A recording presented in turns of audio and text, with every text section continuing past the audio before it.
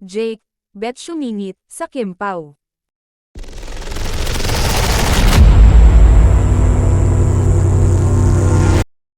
Hanggang ngayon, palaisipan pa rin sa mga Marisol ang naging tweet ni Jake Ejercito sa kanyang ex-online social media account. May hanash kasi itong tila himutok ng panghihinayang. Aniya, tayo na lang dalawa. Nag-react naman ang mga Katkatera at Sausawera sa kanyang naging emote. Hirit ng iba, nagpalipad hangin daw ang aktor kay Kim Chu. Si Kim kasi ang naging leading lady niya sa seryeng Fit Check, Confessions of an Ukay Queen.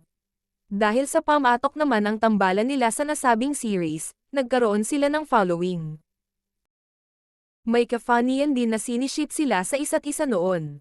May mga hopya rin noon na si Jake ang magiging leading man ng Chanita Princess sa What's Wrong with Secretary Kim na eventually ay napunta kay Paolo Avellino.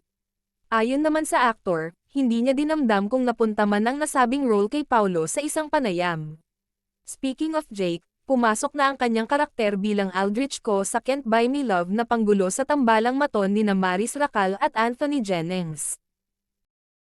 Say naman ng ibang nagmamoldita, kaya raw nag-emote ang aktor ay dahil bet nitong makihati o sumingit sa tambalang snorin na swak din sa viewers. Kanino ba talaga tayo pumeksena ni Jake? Sa Kim Pao o snorin? Ito naman ang ilan sa mga komento ng mga netizen, mas bet pa din kita para kay Kim Chu. Hirap sa'yo na umulang to na-realize. Emmy, magagalit daw si Snoop, Arch. Sana nga kayo na lang dalawa. Sino sa dalawa? Too late na Jake. May netizen naman na kinal out ang atensyon ni Kim at itinag ang at Prinsesa Chanita.